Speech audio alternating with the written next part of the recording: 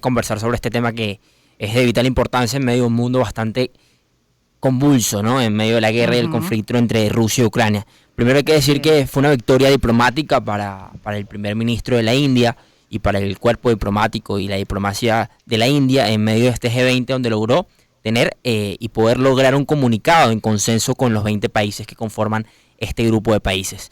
En general dio la posibilidad y lo que más dudas generaba era si iban a poder llegar a un acuerdo con respecto al tema de la guerra y la invasión de Rusia a Ucrania. En este caso, el comunicado toca el hecho de estar en contra de todo tipo de agresión militar para poder tratar de integrar territorios y valiéndose el principio de integridad territorial que muchos de los Ajá. países defienden. En este caso fue un comunicado aplaudido tanto por la diplomacia rusa, así también como aplaudido por la diplomacia de los Estados Unidos. Entonces ese fue como el gran logro y la gran victoria política de este comunicado y de esta gran cumbre que se esperó durante muchísimos días, donde la incertidumbre daba si se iba a lograr sacar un comunicado en conjunto.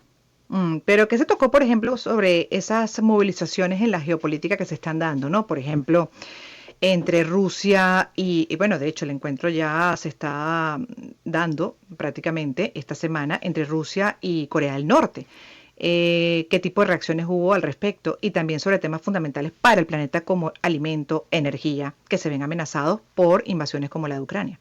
Bueno, las noticias antes de la cumbre era la no asistencia, por este caso, en este caso del presidente de China, Xi Jinping, por primera vez Ujú. durante sus presidencias, el presidente de China no asiste a una cumbre del G20 y también la no asistencia en este caso del presidente de Rusia, Vladimir Putin. Entonces se habló de que es una búsqueda en lo que se ha venido pasando y lo que ha venido ocurriendo en el mundo, que es las fricciones de un lado entre Estados Unidos y China. Recordemos que hace 2 semanas hubo la cumbre de los BRICS, que es este nuevo grupo, Ujú. bueno, no es un nuevo grupo, sino un relanzamiento del grupo que ya desde el año de los 2000 se había creado y había construido a través del liderazgo en su momento de Lula da Silva y de la diplomacia brasileña de crear este grupo de países emergentes, bueno, un relanzamiento de este grupo de los BRICS, donde se añade unos nuevos 6 miembros para llegar a un BRICS Plus de 11 miembros en total.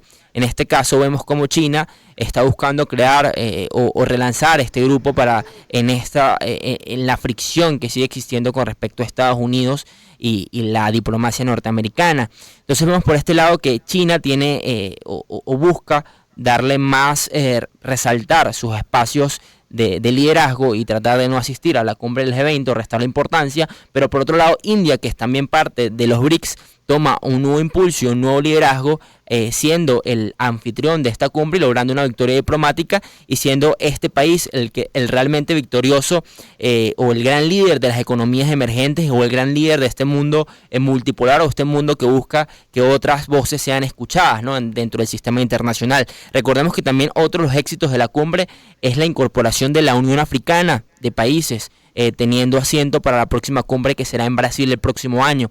Es una victoria por parte de la diplomacia de la India, y en este caso del primer ministro Modi, que por un lado el vacío que deja China lo toma dentro de esta cumbre y toma un papel preponderante en el sistema internacional. Mm. Te quería preguntar además también para poner en contexto, Jorge Ignacio Barragán es internacionalista de la Universidad Central de Venezuela y con él revisando los acuerdos a lo que llegó el G20. La importancia de este tipo de encuentros. ¿Cuánto de lo que ahí se dice, se acuerda, se pone en práctica, se lleva a la realidad del planeta y se avanza?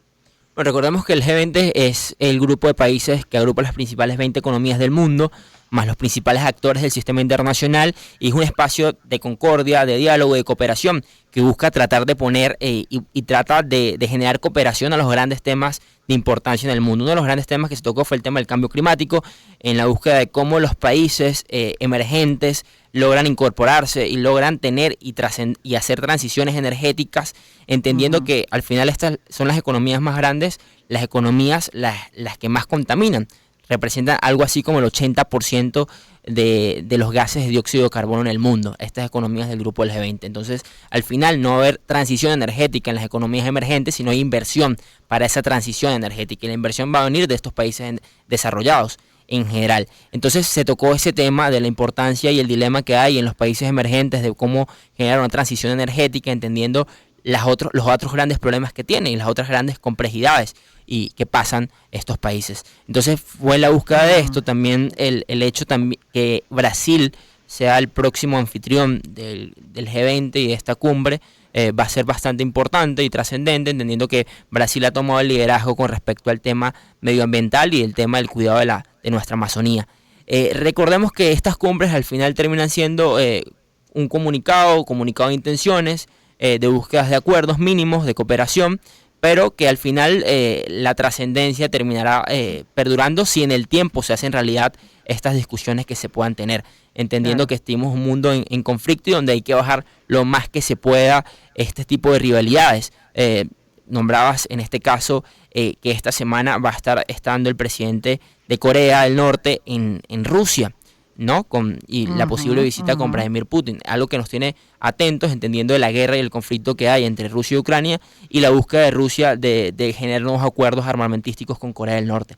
Entonces al final estos espacios sirven para que la diplomacia funcione en un mundo que en cualquier momento se puede encrispar y en cualquier momento vuelve a estar en un conflicto mucho mayor que al final termina perjudicando a todas las personas, porque la guerra entre Rusia y Ucrania termina perjudicando en general al aumento de las energías, al aumento de la gasolina, en este caso a la escasez de alimentos, y termina perjudicando a las personas que viven su día a día en la normalidad. Claro.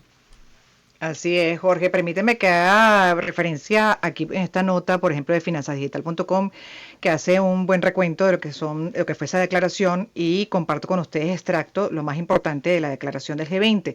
Sobre Ucrania, sobre la guerra en Ucrania, todos los estados deben actuar de manera coherente con los propósitos y principios de la Carta de Naciones Unidas en su totalidad. Sobre la guerra en Ucrania, todos los estados deben abstenerse de la amenaza o el uso de la fuerza para buscar la adquisición territorial en contra de la integridad territorial y la soberanía o independencia política de cualquier estado. Bueno, pero ahí hay que destacar que en el caso particular del invasor no estaba Rusia, y sabemos cuál es la postura de Putin al respecto, ¿no? Que es un punto importante que, bueno, cuando se terminará de entender. Sobre la guerra en Ucrania, el uso o amenaza de uso de armas nucleares es inadmisible. Sobre la crisis en Ucrania hubo diferentes puntos de vista y evaluaciones de la situación y la resolución pacífica de los conflictos, los esfuerzos para hacer frente a la crisis, así como la diplomacia y el diálogo son fundamentales. Y en cuanto a seguridad alimentaria y energía, hacer un llamamiento a Rusia y a Ucrania para que garanticen la entrega inmediata y sin trabas de grano, alimentos y fertilizantes insumos procedentes de Rusia y Ucrania, subrayando la importancia de mantener la seguridad alimentaria y energética, llamamiento al cese de la destrucción militar u otros ataques contra la infraestructura pertinente. Se mantiene el potencial de altos niveles de volatilidad en los mercados alimentarios y energéticos.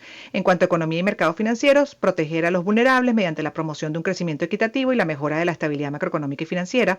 Reafirman el compromiso de tipo de cambio de abril de 2021 contraído por los ministros de finanzas y gobernadores de bancos centrales de estos países que suman el G20. Respaldan la recomendación de alto nivel de la Junta de Estabilidad Financiera para la regulación, supervisión y vigilancia de los criptoactivos actividades. Dice que renovar el compromiso de garantizar la igualdad de condiciones y la competencia leal, desalentando el proteccionismo y las prácticas que distorsionan el mercado, también es fundamental. Y además recuerdan que los ministros de Economía y los gobernadores de los bancos centrales van a debatir sobre la hoja de ruta de las criptomonedas en su reunión de octubre. Esto por hablar de economía, de lo que es el tema alimentario, pero bueno, en cuanto a el tema climático, por ejemplo, tomaron nota de la necesidad de 5,8 billones a 5,9 billones de dólares en el periodo anterior a 2030 para los países en desarrollo, en particular para sus necesidades de aplicación de sus objetivos de emisión, y reconocen la necesidad de aumentar las inversiones mundiales para cumplir los objetivos climáticos del Acuerdo de París. ¿Algo más que agregar ya para terminar? Bueno, nada, hay que seguir expectante de lo que pueda llegar a pasar con esta visita de Kim Jong-un a Rusia y esta visita con Vladimir Putin. También hay que estar expectantes a las visitas que va a tener también en Pekín. Xi Jinping va a recibir a presidente Nicolás Maduro, y también va a presidir un presidente en África en esta búsqueda de tratar de aumentar los BRICS. En general, por un lado se habla de desdolarización, o por un lado tratan de que el bloque de los BRICS agarre auge, pero por otro lado el G20, y en este caso países que forman parte de los BRICS, que forman parte del G20, también tratan de que el mundo como tal, como lo conocemos hoy en día, se siga manteniendo en las mismas reglas, que al final fueron lo que acordaron, mantener el mundo en las mismas reglas que conocemos y tratar de bajarle a la polarización y el mundo que se va a ir polarizando y es lo que más o menos en perspectiva vemos entre China y Estados Unidos, que es lo más importante, ¿no? De hecho, este año hubo la visita de Henry Kissinger, que fue el secretario de Estado de los Estados Unidos en la apertura a las relaciones con China, cumpliendo 100 años, visitó a China. Y una de las cosas que él comentaba, Henry Kissinger, era la búsqueda de que China y Estados Unidos puedan cooperar sin necesidad de generar rivalidades que al final afecten al mundo como tal. Porque cuando el mundo se entra en una especie de nueva guerra fría o el mundo vuelve a entrar en una especie de fricción entre China y Estados Unidos, al final las economías emergentes son las que pierden porque van a entrar en uno de los otros dos bloques sin estar realmente buscando los intereses de sus propias economías. Sí, pues definitivamente esto no ayuda, nada que ver. Un mundo polarizado no ayuda. Y eso es lo que estamos viendo hoy, que se están tejiendo incluso esas relaciones, ¿no? Creando dos bloques con intereses distintos y en medio estamos todos nosotros, de una u otra manera afectándonos con acciones además como invasiones, en este caso a Ucrania por parte de un país como Rusia y del Kremlin, específicamente el presidente Putin. Gracias, Jorge. Jorge Ignacio Barragán, internacionalista de la Universidad Central de Venezuela. Son las 3:47, voy a hacer publicidad y luego ya estaremos desarrollando el segmento del valor de los valores. Antes quiero hablarles